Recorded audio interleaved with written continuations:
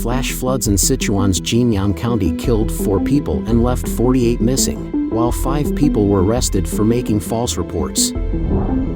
Drought has hit multiple areas in northwest China. Farmers in Gansu, it's never been so severe.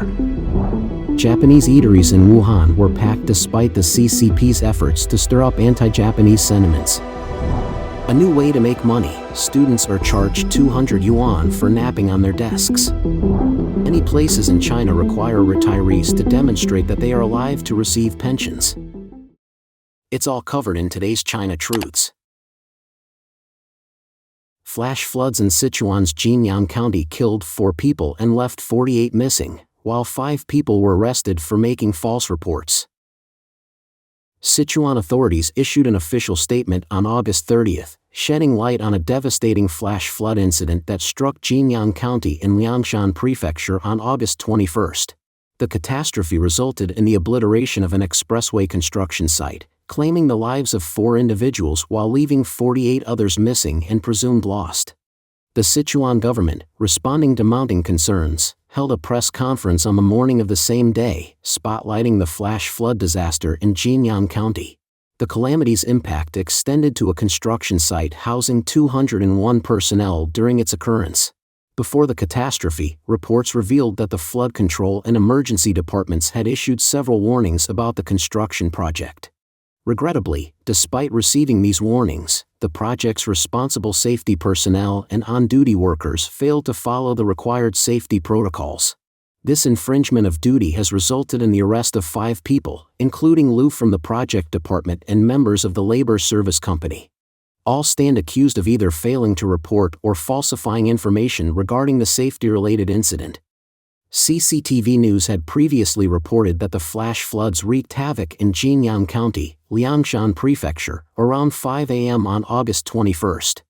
The initial count of 85 missing persons significantly diverged from the latest official count of 201 individuals present at the construction site. Disturbing footage captures the precise moment when torrents of water inundated 2 blue work sheds, sweeping away vehicles downstream. Notably, one of these structures housed the G4216 Expressway Project Management Department's centralized steel bar processing and distribution center. The staggering loss of life caused by this calamity has ignited public outrage. Lying, concealing, and not reporting are the most shameful things. Yes, reporting the search and rescue as soon as possible can also give people hope of survival, while underreporting can directly sentence others to death. Some netizens question the authorities' intention to control public opinion. 48 people lost contact for 10 days, and the internet has been silent during this period. How scary this is. Furthermore, suspicions arise regarding the authorities' motives in downplaying the death toll, with some asserting that belated reporting raises skepticism about the survival chances of the missing. Accusations have even been hurled, asserting that the authorities are diverting public attention and exploiting national sentiments. Neglecting to report a catastrophe of this magnitude is inexcusable. Some netizens also accuse the authorities of inciting anti-Japanese sentiment in the country and diverting public attention. It is worth noting that this incident isn't isolated. The Chinese government has faced allegations of concealing the actual extent of casualties in various disasters. Skepticism lingers from the 3-year-long epidemic, during which the officially reported death toll by the CCP encountered international skepticism. Similarly, the recent major floods in Beijing and northern Hebei saw their official death tolls met with public incredulity. Drought has hit multiple areas in northwest China. Farmers in Gansu, it's never been so severe. In recent times, central and western Inner Mongolia, Qinghai, Gansu, Ningxia, and various other regions across China have been grappling with the effects of drought. Particularly dire is the drought situation in Gansu province, where the Lanzhou Central Meteorological Observatory issued a yellow drought warning on the afternoon of August 29. The affected areas include northern Longzhong, eastern Jiuquan City, eastern Jianye City, Jinchang City, Wuwei City, and Huan County of Jinyang City. The forecast for the upcoming week predicts minimal rainfall in most of Heshi and central and northern Longxi, thus prolonging the drought.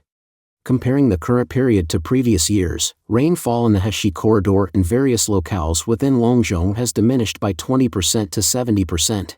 Numerous reservoirs in the Heshi corridor are at critically low levels, resulting in widespread agricultural losses and compromised drinking water access for both humans and animals. As per statistics from Gansu Province's Emergency Management Department, as of August 25, approximately 2.868 million mu, around 191,200 hectares, of crops have been adversely affected, while 14,300 large livestock are grappling with water scarcity. These adversities have translated into a direct economic loss amounting to 2.145 billion yuan, about $294.38 million. Particularly distressing is the condition of corn crops, where the leaves have withered and turned an ominous shade of green, a concerning development given that this is the critical corn-filling phase. Despite his 14 years of experience cultivating corn in the northwest, Fan Qingqing confessed that this level of aridity is unprecedented. The forthcoming autumn harvest is projected to endure a staggering 60% to 70% reduction in yield, and for some farmers, the prospect of any harvest seems grim. Inner Mongolia has witnessed more than 26,000 individuals encountering temporary water supply difficulties, and in Qinghai Province, the demand for motorized water trucks has surged. Japanese eateries in Wuhan were packed despite the CCP's efforts to stir up anti-Japanese sentiments. In the wake of heightened tensions over the Japanese nuclear wastewater incident, an intriguing scene unfolded in Wuhan. Amidst the buzz created by the Chinese Communist Party, CCP, nearly all Japanese eateries in Wuhan were booked to capacity, rendering reservations an impossibility. This spectacle garnered effusive praise from netizens. Following Japan's discharge of Fukushima nuclear wastewater on August 24, the CCP took an aggressive stance, not only imposing a sweeping embargo on Japanese seafood imports but also orchestrating a media blitz through its official channels to foment anti-Japanese sentiments. Consequently, an anti-Japanese wave swept over public sentiment. The prevailing authorities' outcry has effectively triggered a widespread seafood boycott among the Chinese populace. This, in turn, is poised to deliver a severe blow to China's fishing industry. Statistical data reveals that China's acquisition of seafood products from Japan barely exceeded a few $100 million the preceding year. In contrast, China's domestic fishing industry generated spectacular production values of hundreds of billions of dollars. Residents from Zhejiang and Fujian provinces have taken to online platforms to express their concern for the plight of numerous fishermen who have secured substantial loans, often amounting to millions of yuan, to invest in vital production equipment. The current circumstances have had catastrophic repercussions for many families. The looming possibility of being unable to sustain their livelihoods through fishing has triggered fears of economic collapse, as fishing serves as the cornerstone of income for countless households. Li Yuanhua, a former professor at Capital Normal University, drew attention to the underlying motivations behind the CCP's extensive propaganda campaign. He posited that the wave of messaging isn't rooted in a genuine concern for public health and safety. Instead, it primarily functions as a diversionary tactic. Recent torrential rains have sparked devastating floods in various regions, which, coupled with China's existing economic woes, characterized by unemployment, business closures, and real estate volatility, have stoked significant public grievances. To mitigate these concerns, the CCP appears to be channeling people's existing anti-Japanese sentiments to orchestrate a large-scale distraction. Some Chinese internet users expressed apprehension that the true extent of the damage might only become apparent once the drama concludes, with the Chinese bearing the brunt of the impact. A new way to make money: students are charged 200 yuan for napping on their desks. In a recent online report, it has come to light that a school in Dongguan City, located in Guangdong Province, has implemented the practice of charging students for lunch breaks at their desks.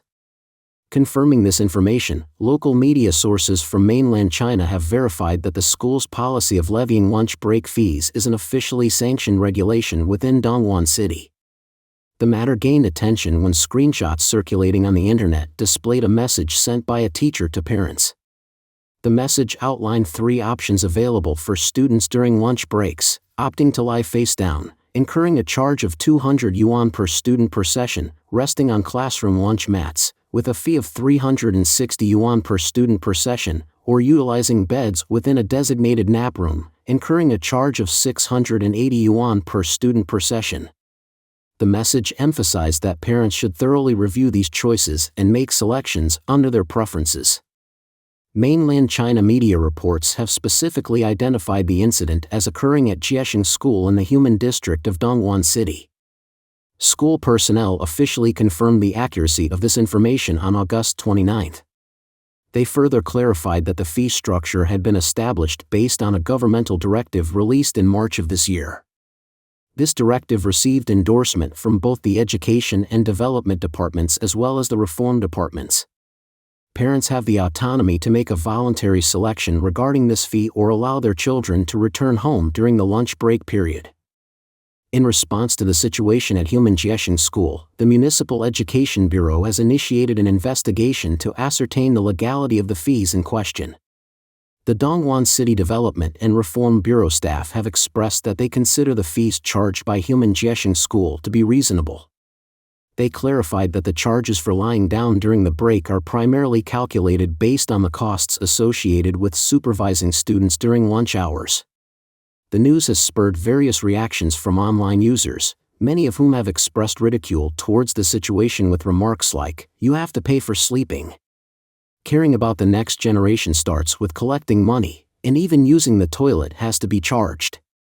Comments ranged from humorous observations about potential future fees, such as a breathing fee, to an outdoor seating fee and a corridor standing fee. In recent years, financial challenges within the Chinese Communist Party, CCP, and declining student enrollment have resulted in operational struggles leading to the closure of numerous private primary and secondary schools.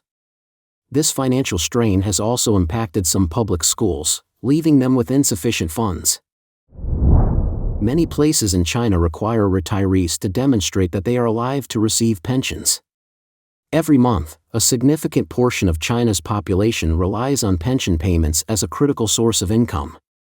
However, numerous regions in China have recently enacted adjustments to policies governing pension disbursements. Since the beginning of this year, retirees in locations such as Beijing, Shandong, and Hunan have been required to annually demonstrate their vitality to the local Social Security office to maintain their pension receipt.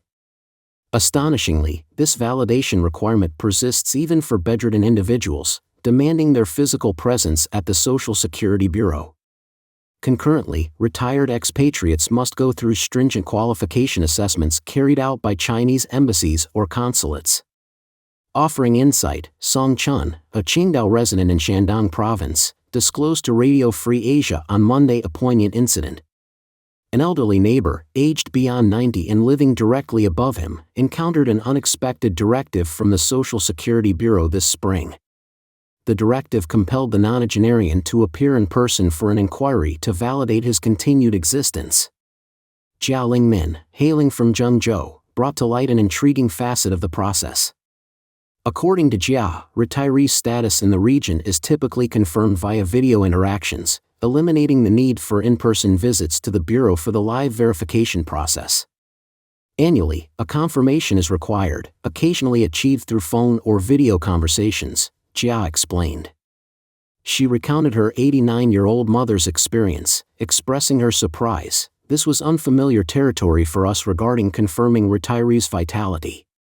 It wasn't until they contacted us this year that we became aware." Criticism of the authorities' methods has emerged from Jialing as well. She questioned their approach, asking, considering their presence in each district and the staff they have, why not conduct home visits for individuals of such an advanced age? Wouldn't a household survey be more appropriate? Serkijin, the founder of the Kazakh human rights organization, provided a fascinating experience that highlighted an unusual situation.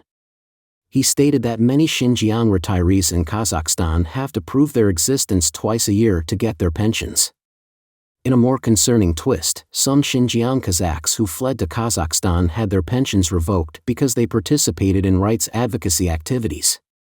Serkijin conveyed, their pensions have been suspended. Only those with strong affiliations to the CCP or direct ties to overseas Chinese organizations in Kazakhstan are receiving pensions. The Chinese embassy and consulates in Kazakhstan broadly mandate that these retirees visit the consulate for verification every 6 months, otherwise, their pensions face suspension. Additionally, Sarkeesian underscored that retirees associated with the Kazakhstan human rights organization saw their pensions revoked upon engagement with the organization. According to recent Xinhua news agency reports, data up to the end of 2022 show that the number of people covered by China's fundamental pension insurance reached a staggering 1.05 billion, a surge of 24.3 million from the previous year. Notably, the numbers of people covered by unemployment and work-related injury insurance policies were 240 million and 290 million, respectively. The total number of pension recipients in China is 162 million, according to the official 2021 report. Don't forget to leave a comment in the section below to share your opinions on today's topic with us. Make sure to like and subscribe to see more interesting topics from China Truths.